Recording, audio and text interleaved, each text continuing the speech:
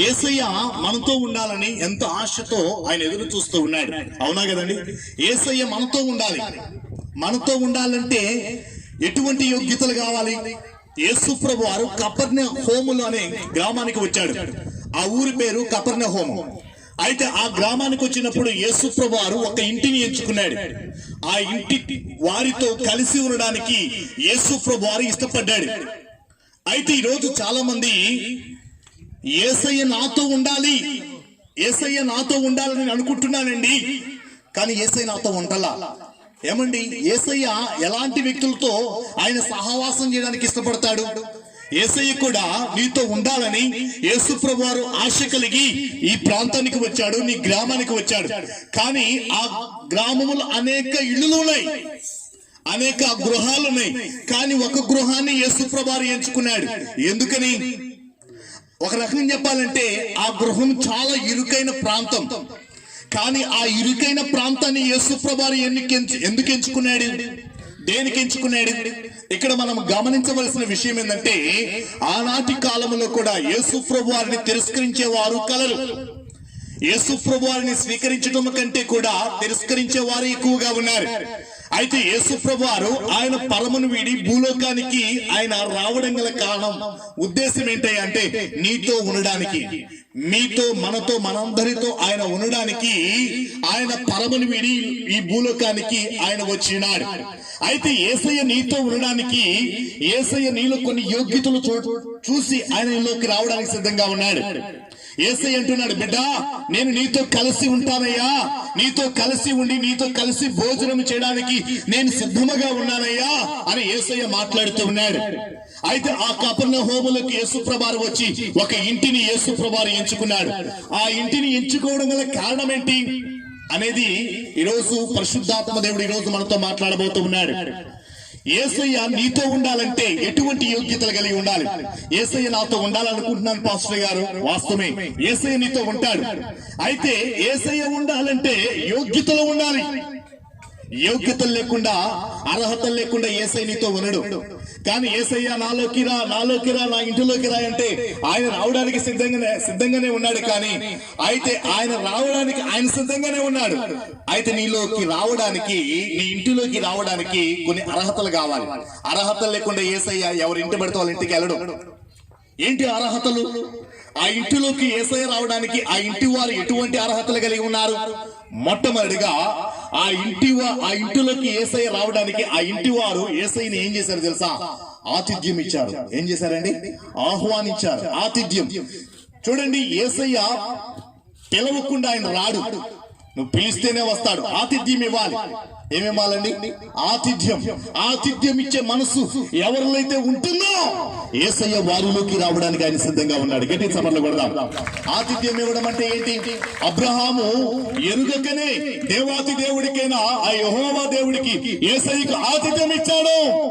ఆతిథ్యం ఇచ్చాడు కాబట్టి, అయ్యా నువ్వు మా ఇంటిలోకి నువ్వు రా, నువ్వు మా ఇంట్లో భోజనం చేయి అని ఆతిథ్యం ఇచ్చాడు. ఆతిథ్యం ఇచ్చాడు కాబట్టి అబ్రహాముకి ఒక కొరత ఉంది. ఏంటి ఆ కొరత? ఏం కొరత అండి అబ్రహాముకి? పిల్లలు లేరు. ఏం లేరండి? పిల్లలు లేరు. ఈ కొండ ప్రార్థనకి ఎవరైతే సంతానం లేకుండా వచ్చారో వారికి సంతానము దేవుడు దయచేయును గాక. ఆమె చెప్పండి గట్టిగా. సంతానం లేని వారు ఎవరైతే ఇక్కడికి వచ్చినారో, ఎవరైతే బలహీనులుగా ఇక్కడికి వచ్చినారో ఆ బలహీనత నుండి దేవుడు ఇప్పుడే విడుదల దయచేయును గాక. యేసయ్య నీతో ఉండాలని, నీతో కలిసి ఆయన ఉండాలని ఆశ కలిగి ఉన్నాడు.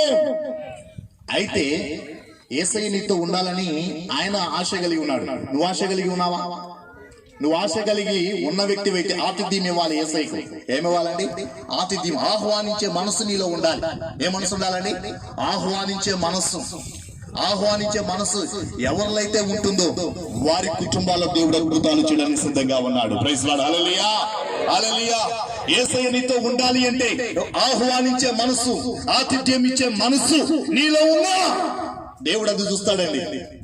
ఆతిథ్యం ఇచ్చే మనసు నీలో ఉంటే ఖచ్చితంగా యేసయ్య నీలో ఉండడానికి, నీతో కలిసి భోజనించడానికి ఆయన ఎప్పుడు సిద్ధముగానే ఉన్నాడు. Praise lord. హల్లెలూయా.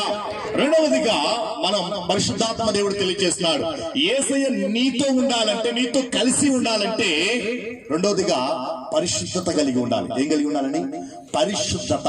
అందుకని మొదటి పేతురు రాసిన పత్రిక 1వ అధ్యాయం 16-17 వచనాలలో పరిశుద్ధాత్మ దేవుడు ఈ విధంగా తెలియజేస్తున్నాడు. నేను పరిశుద్ధుడిని గనుక మీరును పరిశుద్ధులై ఉండుడి అనే మాట దేవాది దేవుడు తెలియజేస్తాడు. పరిశుద్ధత ఏం కలిగి ఉండాలండి? రెండో ఏకైతే ఏందండి? పరిశుద్ధత. పరిశుద్ధత లేకుండా యేసయ్య నీ హృదయంలోకి వస్తాడా? చూడండి, నీ హృదయము దేవునికి అయిష్టంగా ఉంటే యేసయ్య నీతో కలిసి భోజనం చేయడానికి కానీ నీతో ఉండడానికి కానీ దేవుడు ఇష్టపడడు. ఎందుకంటే దేవాది దేవుడు పరిశుద్ధుడు. మన దేవుడు పరిశుద్ధుడు గనుక మనము కూడా పరిశుద్ధత కలిగి ఉండాలి. అవునా కదండి? అన్ని విషయాలలో పరిశుద్ధత కలిగి ఉందుము గాక, అన్ని విషయాలలో పరిశుద్ధత కలిగి ఉందుము గాక. చూడండి, యేసయ్య నీతో ఉండాలంటే ఆ కపెర్నహూములకు వచ్చి ఆ ఇంటి వారితోనే యేసయ్య కలిసి ఉండడానికి గల కారణము ఆతిథ్యం ఇచ్చారు. యేసయ్యకు ఏమిచ్చారండి? ఆతిథ్యం ఇచ్చే మనసు కలిగి ఉన్నారు. ఈరోజు సేవకులు ఆయన ఇంటికి వస్తే మళ్ళీ ఆయనకి ఏం పెట్టాలో, మళ్ళీ ఖర్చు అయిపోయిద్దామోనని అటువంటి ఆలోచన కలిగి ఉండేవారు ఉన్నారు. అటువంటి ఆలోచన కలిగి ఉంటే నీ కార్యాలు ఎలా జరుగుతాయి? అద్భుతాలు ఎలా జరుగుతాయి? అబ్రహాము యేసయ్యను ఇంటికి ఆహ్వానించాడు కనుకే ఆ కుటుంబంలో ఒక అద్భుతం జరిగింది. ఏం అద్భుతం? సంతానం లేదు. అప్పటికే దిగులుతో వేదనతో ఇబ్బంది పడుతున్నారు. అలాగనే లోకములో అక్కడున్న వారందరూ కూడా ఈమెకి సంతానం లేదు, గుడ్రాలని అవమానపరుస్తున్న సమయంలో అబ్రహాము ఏం చేశాడో తెలుసా? ఆతిథ్యం ఇచ్చాడు. ఆతిథ్యములో ఉన్న ఆశీర్వాదం మరి దేనిలో కూడా లేదు.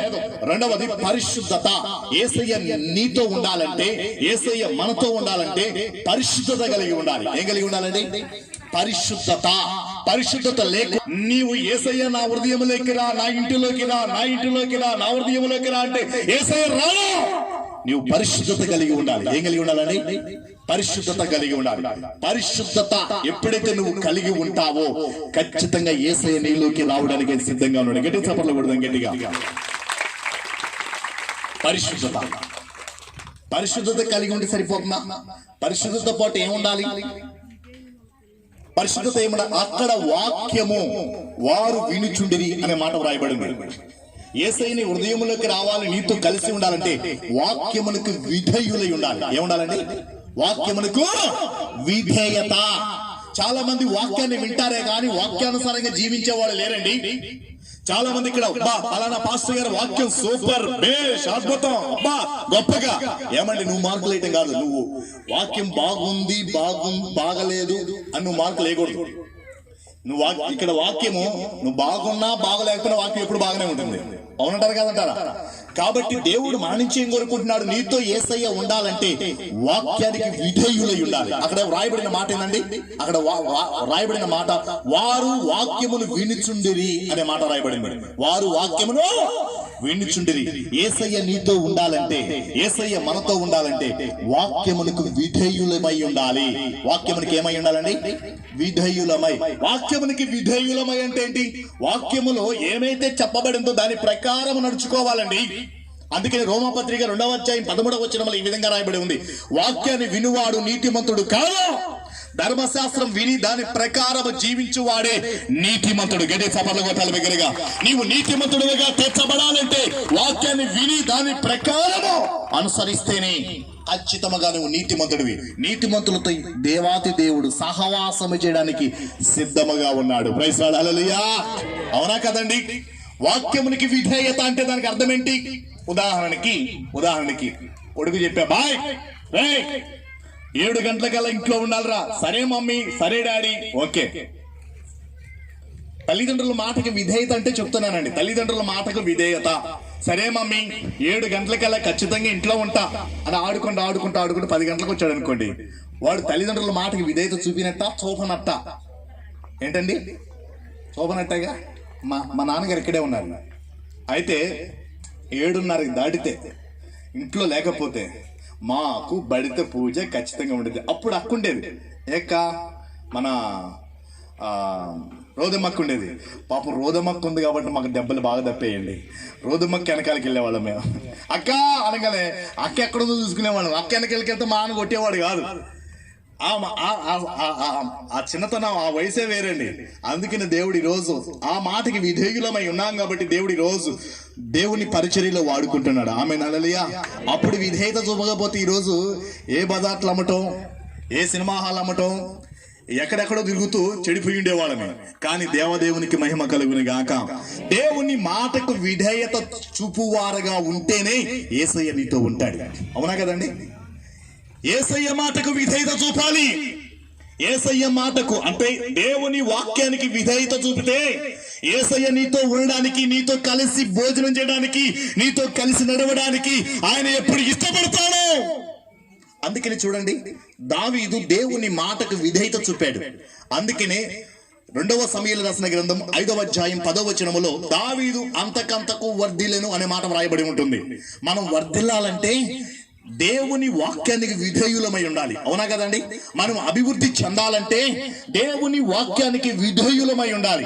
అందుకని చూడండి, సమూయేలు రాసిన 2వ గ్రంథం 3వ అధ్యాయం 1-2 వచనాలలో సౌలు కుటుంబీకులు అంతకంతకు నేరసిల్లెను, దావీదు కుటుంబీకులు అంతకంతకు వర్ధిల్లెను. అలా వర్ధిల్లడానికి గల